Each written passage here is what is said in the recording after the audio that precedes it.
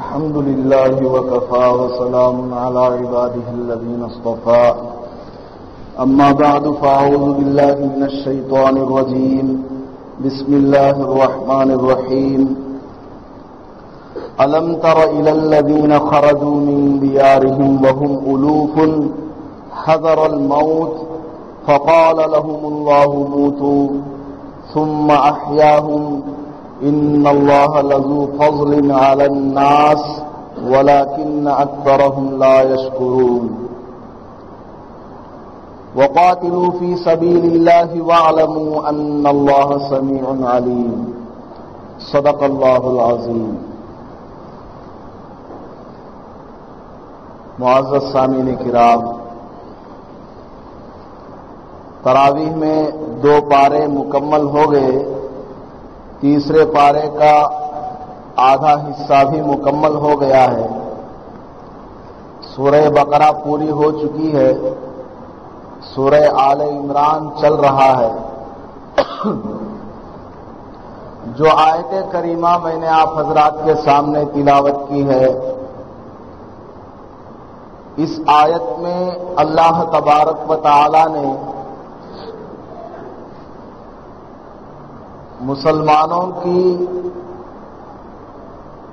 ہمت افزائی کی ہے اور ان کے ایمان کو مضبوط بنانے کے لیے ایک واقعہ بیان فرمایا ہے.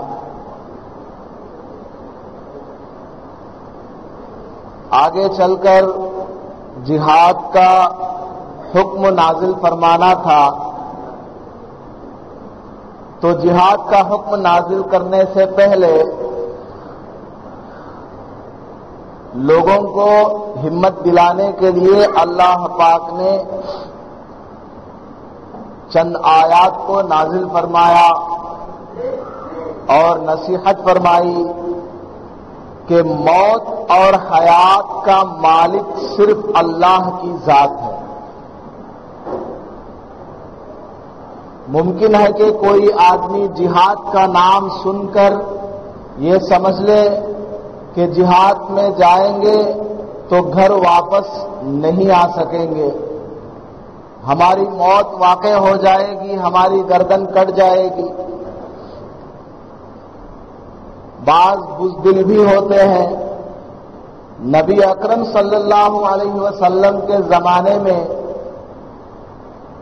حضور کے ہاتھ پر ایمان لانے والے سارے کے سارے مسلمان نہیں ہوتے تھے، بہت سارے دھوکے باز بھی ہوتے تھے. اپنی جان بچانے کے خاطر حضور کے ہاتھ پر ایمان قبول کیا کرتے تھے، منافق ہوا کرتے تھے. یا پھر اسلامی حکومت سے کچھ پیسہ بٹورنے کے لیے، مال غنیمت کو حاصل کرنے کے لیے یہ مسلمان ہوا کرتے تھے بہت سارے. حضور اکرم صلی اللہ علیہ وسلم کو منافقین کا پتہ تھا. ایک صحابی کو منافقین کی ایک بہت بڑی لسٹ لکھ کر دیا تھا کہ یہ لوگ منافق ہیں، لیکن پھر بھی ان کو مال دیا جاتا تھا. کیا پتا کہ ان کا دل بدل جائے اور سچے پکے مسلمان ہو جائے. تو خیر، حضور کے ہاتھ پر ایمان لانے والے بعض منافق بھی ہوا کرتے تھے. تو ایسے لوگوں کے دلوں کے اندر ایک خلجان، ایک تذبذب ہوتا تھا کہ جہاد میں اگر جائیں گے تو ممکن ہے کہ ہماری موت ہو جائے، ہماری گردن کٹ جائے. اور ان کو دیکھ کر، ان کی باتوں میں آ کر سچے پکے مسلمان صحابہ کے دلوں میں بھی اس طرح کا خیال پیدا ہو جاتا تھا. صحابہ بھی تو معصوم نہیں ہیں، معصوم تو صرف انبیاء علیہ السلام ہوتے ہیں. تو اللہ پاک نے یہ آیت نازل فرمائی اور اس آیت کے تحت نصیحت فرمائی کہ موت اور حیات کا تعلق صرف اللہ کے ساتھ ہے. اللہ تعالیٰ جب چاہے گا زندگی دے گا، جب چاہے گا موت دے گا۔ زندگی کے راستے میں رکھ کر اس کو موت دے سکتا ہے، موت کے منہ میں لے جا کر اس کو زندہ لا سکتا ہے۔ چنانچہ واقعہ یہ ہے، اللہ پاک فرماتا ہے الم ترى، اے محمد صلی اللہ علیہ وسلم کیا تم نے دیکھا ہے، یعنی کیا آپ جانتے ہیں اس واقعے کو جو آگے بیان کیا جا رہا ہے؟ یہ اتنا پکا اور سچا واقعہ ہے کہ یقین کے درجے میں ہے۔ الم تر الی الذین خرجوا من دیارہم وهم الوف حذر الموت۔ اللہ پاک ارشاد فرماتا ہے محمد صلی اللہ علیہ وسلم کیا آپ ان لوگوں کے واقعے کو جانتے ہیں جو اپنے شہر کو چھوڑ کر بھاگ چلے گئے تھے موت کے ڈر سے؟ مفسرین کرام نے لکھا ہے بنی اسرائیل یعنی حضرت یعقوب علیہ السلام کی جو 12 اولاد تھی، ان میں سے کوئی ایک قوم ایسی تھی ان کے شہر میں کوئی بیماری آ گئی تھی، آسمانی کوئی بیماری نازل ہو گئی تھی جو پورے شہر کو گھیرے ہوئے تھی۔ 90% لوگ اس بیماری میں مبتلا تھے، تو موت کے ڈر سے لوگ اس شہر کو چھوڑ کر دوسری جگہ چلے گئے اور میدان میں جمع ہو گئے۔ اللہ پر بھروسہ نہیں کیا، صبر نہیں کیا، اپنا علاج معالجہ نہیں کروایا۔ علاج کراتے رہتے، صبر کرتے، کیا پتہ اللہ تعالیٰ بیماری دور کرتے، لیکن انہوں نے صبر سے کام نہیں لیا اور وہاں سے نکل کر دوسرے علاقے میں چلے گئے، ایک میدان میں خالی جگہ پر آ گئے۔ تو اللہ کو یہ ان کی مایوسی، نا امیدی پسند نہیں آئی، تو اللہ تعالیٰ نے 2 فرشتوں کو بھیجا، دونوں کو 2 کناروں پر کھڑا کیا اور دونوں فرشتوں نے ایک زبردست چیخ ماری، ایک ایسی آواز انہوں نے نکالی کہ سارے کے سارے لوگ مر گئے، جتنے بھی لوگ اس میدان میں چلے گئے تھے سب مر گئے۔ اور وہ کتنے لوگ تھے؟ وہم الوف، الف عربک میں الف کہتے ہیں 1000 کو، الوف یہ الف کا پلورل ہے، جمع ہے، اور جمع کا اطلاق جمع کم سے کم بولا جاتا ہے 10 پر، تو کم از کم ان لوگوں کی تعداد 10,000 تھی۔ 10,000 کے 10,000 آدمی اس میدان میں مر گئے۔ پھر ایک لمبا چوڑا، کیونکہ 10,000 آدمی کی تعداد ہے، اب اس علاقے کے رہنے والے دوسری طرف سے آنے جانے والوں نے دیکھا کہ 10,000 لاشیں پڑی ہوئی ہے، ان سب کو نہلانے کے لیے کہاں کہاں سے مؤذن صاحب کو پکڑ کے لائیں گے؟ 10,000 آدمی تو بہت بڑی تعداد ہوتی ہے، اور ان کو کفنانے کے لیے کپڑا کہاں سے لائیں گے؟ دفنانے کے لیے گڈھا کون کھودے گا؟ بہت بڑی تعداد ہے، اور یعقوب علیہ السلام کی اولاد ہے، بہت صحت مند ہوتے ہیں، ہٹے کٹے ہوتے ہیں، میرے جیسے 4-5 ڈالنا پڑے گا ایک آدمی کو بنانے کے لیے۔ تو انہوں نے کیا کیا؟ 10,000 مردوں کو ویسے ہی چھوڑ دیا، گول ایک دائرہ بنا دیا، ایک سرکل بنا دیا، بس یہ ہاتھا ایک گھیراؤ کر دیا کہ وہاں کوئی نہ جائے، یہ پورا ملا کر ایک قبرستان۔ ایک لمبا چوڑا زمانہ گزرا، چمڑا گل گیا، ہڈیاں گل گئی، تھوڑے تھوڑے جسم کے باڈی کے آثار باقی رہ گئے۔ ایک زمانہ آیا، ایک پیغمبر جن کا نام حزقیل علیہ السلام ہے، حزقیل، ان پیغمبر کا اس راستے سے گزر ہوا انہوں نے دیکھا کہ یہاں پر بہت بڑی تعداد میں انسانوں کی ہڈیاں پڑی ہوئی ہیں، کہیں کھوپڑی ہے، کہیں ہاتھ کا کچھ حصہ ہے، کہیں پیر ہے، کیا ماجرا ہے؟ شاید ان کے اوپر کوئی عذاب آیا ہوگا۔ بالآخر وہ نبی تھے، پیغمبر تھے، ان کے دل میں تھوڑا سا رحم آیا، شفقت پیدا ہوئی، تو انہوں نے اللہ سے دعا کی، یا اللہ ان سب کو زندہ فرما دیجیے، کیا پتہ یہ فرما بردار ہو جائے، ان سب کو زندہ فرما دیجیے۔ اللہ تعالیٰ نے ان کی دعا کو قبول فرما لی اور کہا حکم دو ان ہڈیوں کو، ایتھا العظام البالیہ ان اللہ یأمرک ان تجتمعی۔ حضرت حزقیل علیہ السلام نے حکم دیا، اے بوسیدہ ہڈیوں، اللہ تبارک و تعالیٰ تم کو حکم دیتا ہے کہ تم سب ایک جگہ جمع ہو جاؤ۔ جیسے ہی پیغمبر کی زبان سے اللہ کا حکم ہڈیوں نے سنا تو ایک باڑی کی جو ہڈیاں ہوتی ہیں، کھوپڑی ہے، ہاتھ ہے، پیر ہے، پیٹ ہے، ریڑھ کی ہڈی ہے، اسپائنل کارڈ، یہ سب جتنے بھی ہیں سب کے سب ادھر ادھر سے اکٹھا ہو کر جس آدمی کا جو حصہ تھا ہڈی کا وہ سب اس کے ساتھ جا کر جڑ گیا، ایک اسکیلیٹن انسان کا تیار ہو گیا، 10,000 اسکیلیٹن تیار ہو گئے۔ اس کے بعد پیغمبر نے حکم دیا، ایتھا العظام ان اللہ یأمرک ان تکتسی لحما وعصبا وجلدا۔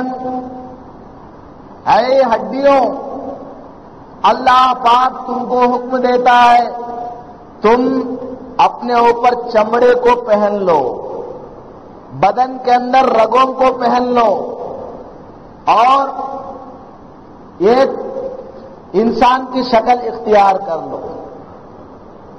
جیسے ہی پورے ہڈیوں نے اللہ کے حکم کو سنا، اللہ کا حکم تو ہر ایک پر چلتا ہے، صرف انسان پر نہیں، صرف جنات پر نہیں، آسمان بھی اللہ ہی کے قبضے میں ہے، زمین بھی اللہ کے قبضے میں ہے، چاند سورج اللہ کے قبضے میں ہے، جانور اللہ کے قبضے میں ہے، سمندر ہو، ہوائیں ہو، سب کچھ، ساری کائنات، لہو ملک السماوات والارض۔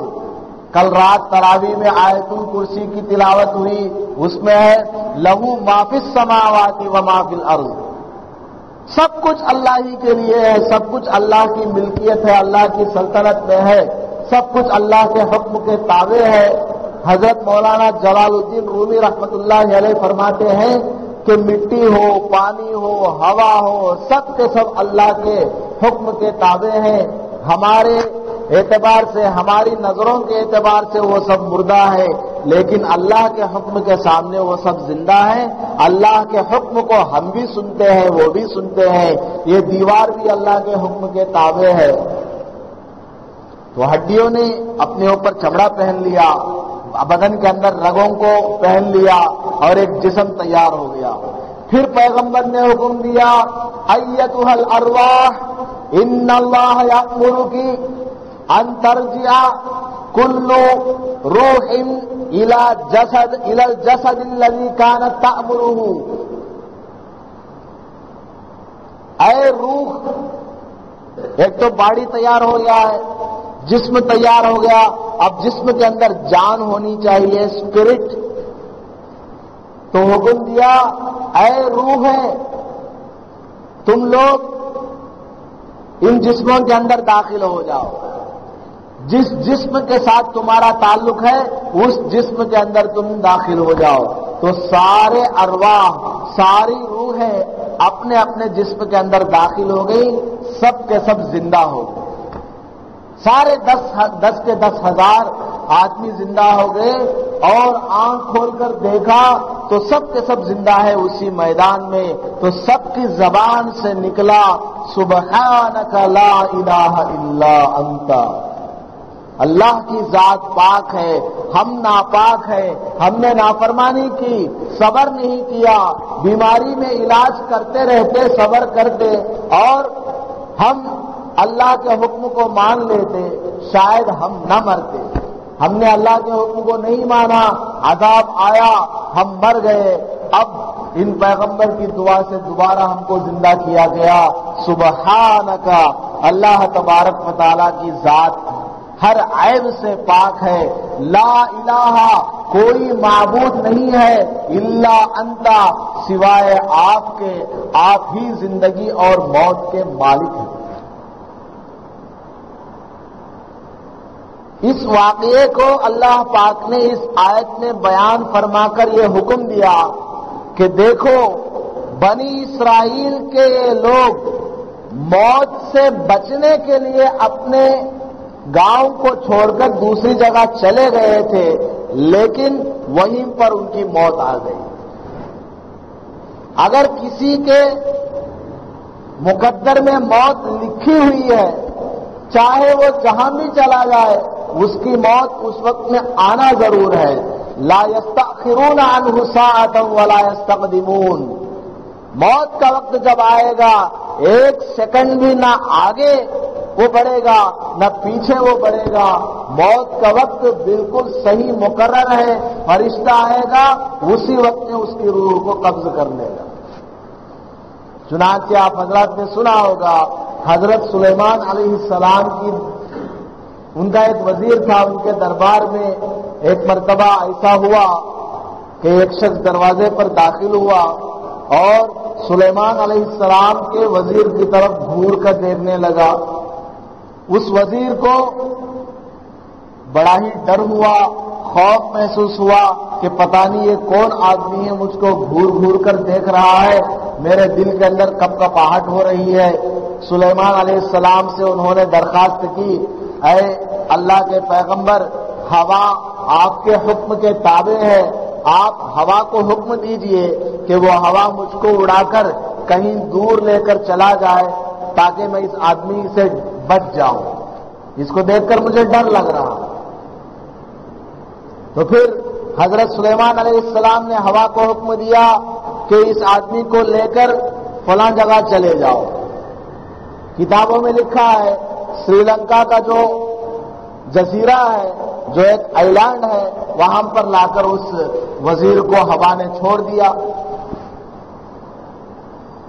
جیسے ہی لا کر وہاں پر چھوڑا تو اس کی موت آ گئی، اس کا انتقال ہو گیا. پھر ایک چند ایام گزرنے کے بعد وہی آدمی حضرت سلیمان علیہ السلام کے دربار میں حاضر ہوا. تو سلیمان علیہ السلام نے پوچھا، سلیمان علیہ السلام تو پیغمبر تھے، وہ تو جانتے تھے کہ وہ کون آدمی ہے، وہ تو ملک الموت تھا. وزیر کو پتا نہیں تھا کہ وہ ملک الموت ہے یا میرا کوئی دوست ہے یا دشمن ہے، اس کو نہیں پتا تھا. سلیمان علیہ السلام کو پتا تھا. پوچھا، ارے ملک الموت، تم ابھی چند دن پہلے آئے تھے، ہمارے وزیر کی طرف گھور گھور کر دیکھ رہے تھے، ایسا دیکھ رہے تھے جیسے اس کو کھا جاؤ گے.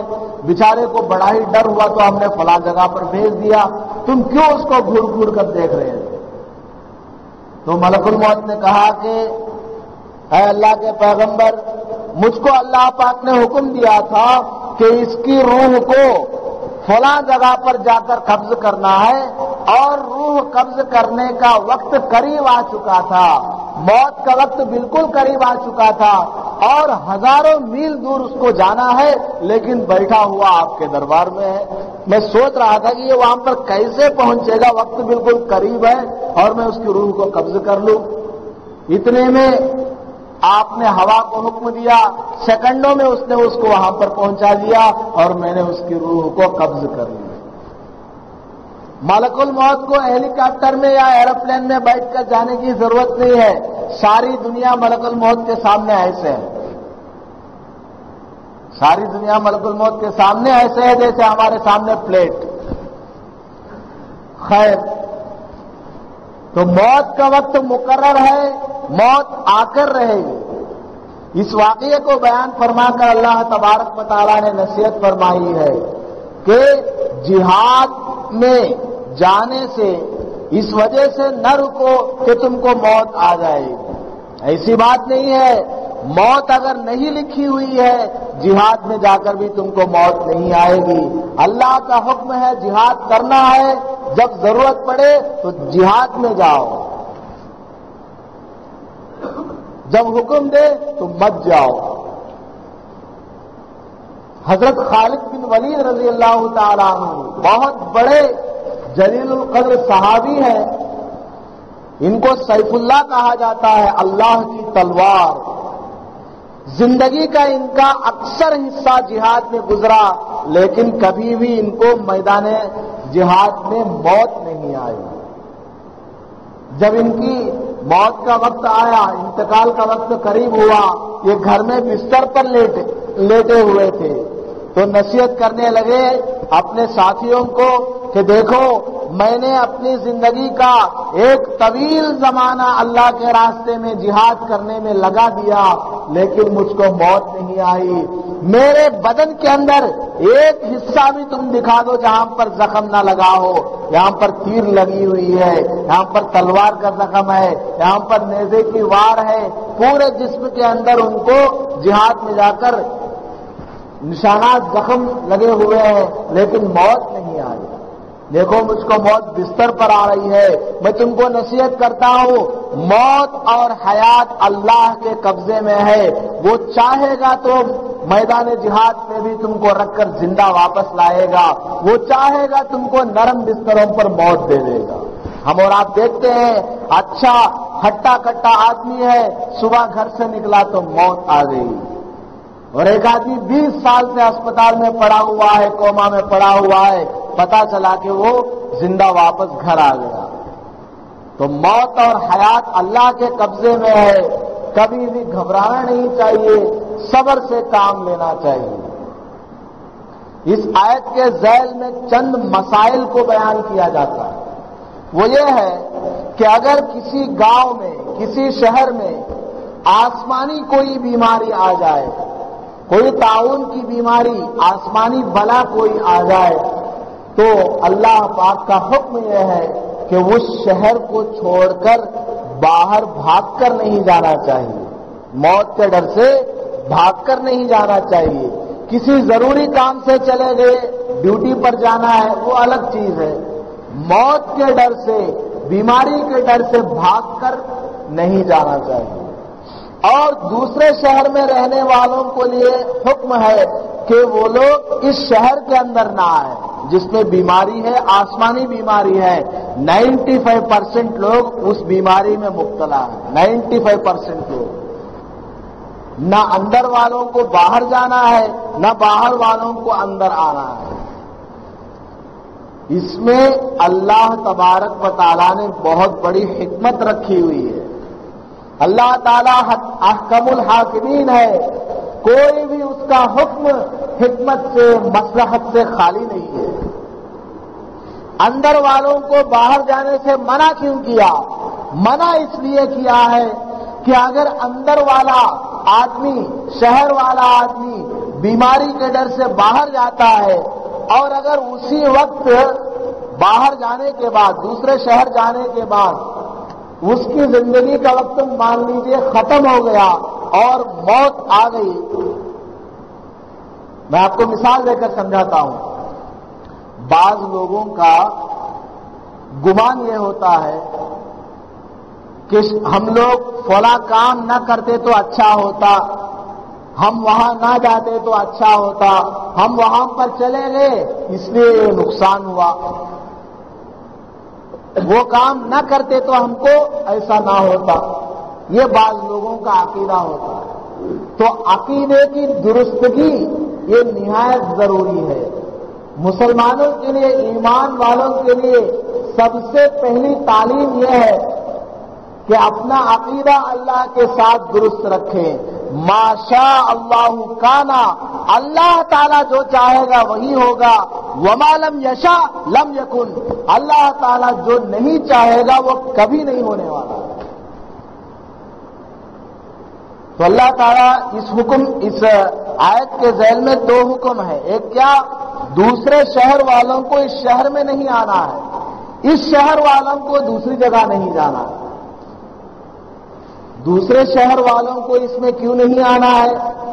مان لو ایک آدمی کی موت اس شہر میں لکھی ہوئی ہے، فلاں وقت میں لکھی ہوئی ہے، اب وہ دوسرے شہر سے اس میں آیا تو جن لوگوں کا عقیدہ خراب ہے وہ لوگ یہ سمجھیں گے دیکھو یہ فلاں بیماری کے شہر میں گیا اب مر گیا، یہ فلاں بیماری کے شہر میں گیا اور مر گیا، وہ نہ جاتا تو نہ مرتا۔ بالکل غلط ہے، ایمان کے خلاف ہے۔ اس کو یہ کہنا چاہیے اللہ نے موت اس کے تقدیر میں لکھا ہوا تھا اس لیے اس کو موت آ گئی۔ سمجھے کہ نہیں سمجھے؟ تو عقیدہ درست کرنے کے لیے اللہ پاک نے فرمایا کہ دوسرے شہر سے لوگ اس میں نہ آئیں۔ اور دوسری حکمت اور دوسری وجہ یہ ہے کہ انسان کو چاہیے کہ اپنے آپ کو نقصان میں نہ ڈالے۔ مثلا ہمارے شہر میں کوئی ایسی بیماری نہیں ہے، چتور میں ایسی بیماری ہے، کوئی ایسی بیماری آسمان والی وہاں پر آ گئی، 95% لوگ بیمار ہیں، اس میں مر رہے ہیں، تو ہم کو وہاں جانے سے منع کیا گیا۔ تو اس میں ایک حکمت یہ ہے کہ انسان کو جان بوجھ کر اپنی جان کو خطرے میں نہیں ڈالنا چاہیے۔ وَلَا تُلْقُوا بِأَيْدِيكُمْ إِلَى التَّهْلُكَةِ، اللہ پاک قرآن میں فرماتا ہے کہ اپنے ہاتھوں سے اپنے آپ کو ہلاکت میں مت ڈالو، جہاں تک ہو سکے اپنی جان بچانے کی فکر کرو، جان بوجھ کر اپنے آپ کو ہلاکت میں نہیں ڈالنا چاہیے۔ اور دوسری بات کیا ہے؟ شہر والوں کو، جس شہر کے اندر بیماری پھیلی ہوئی ہے، وبا پھیلی ہوئی ہے، باہر جانے سے منع کر دیا، جائز نہیں ہے بالکل بھی۔ کیوں؟ وہ اس لیے کہ اگر شہر میں رہنے والوں کے لیے اجازت مل جائے کہ تم باہر چلے جاؤ، مالدار سب کے سب باہر چلے جائیں گے، ان کے پاس پیسہ ہے، بیچارے غریب لوگ کہاں جائیں گے؟ غریب لوگوں کی خدمت کون کرے گا؟ ہے کہ نہیں؟ اور ایک جگہ پر چند بیمار اکٹھا ہوں گے، ایک دوسرے کو دیکھ کر تھوڑی بہت تسلی ہوگی۔ مان لیجئے پورے ہاسپٹل میں ایک بیمار ہے، وہ مر ہی جائے گا، میں اکیلا بھائی پورے مدن پلی میں میں اکیلا بیمار ہوں، میں مر ہی جائے گا، اس کا انتقال ہو جائے گا۔ ہمارے بھائی کی جو لڑکی ہے، 8 سال کی لڑکی ہے، اس کو 4 دن سے بخار ہے۔ کل میں ہاسپٹل لے گیا تھا، اس کو ڈاکٹر نے بتایا ڈینگو بیماری آ گئی اس کو، اب اس کو ایڈمٹ کرنا پڑا۔ جمعہ کی اذان سے 10 منٹ پہلے تک بھی میں وہیں تھا، نہانے کے لیے بھی مجھ کو وقت نہیں ملا، ایسے ہی میں آ گیا جمعہ میں بیان کرنے کے لیے۔ تو وہاں پر جب ہم ایڈمٹ کر رہے تھے بچی کو، وہاں پر دیکھا اسی بیماری میں اور 10-15 ہیں، تو بیماروں کو دیکھ کر تھوڑی تسلی ہوئی کہ صرف ہماری بچی کو بیماری نہیں ہے، اوروں کو بھی ہے۔ تو میں مثال دے کر آپ کو سمجھا رہا ہوں۔ وہ بچی کو بعد میں جو ہے اسپتال سے نکال کر بنگلور لے کے چلے گئے، آپ لوگ دعا فرمائیں اللہ تعالیٰ اس کو شفا عطا فرمائے۔ تو بیمار، اگر ایک شہر میں رہنے والے بیماروں کو اجازت دے دی جائے کہ تم لوگ چلے جاؤ، تو پھر کیا ہوگا؟ مالدار لوگ چلے جائیں گے، غریب لوگ کہاں رہیں گے بیچارے؟ ان کی خدمت کون کرے گا؟ ان کی دیکھ بھال کون کرے گا؟ اس لیے جائز نہیں ہے۔ اور دوسری بات یہ ہے، اگر بیمار آدمی اپنے شہر سے دوسرے شہر میں جائے گا، سفر میں خود اس کو تکلیف ہو جائے گی۔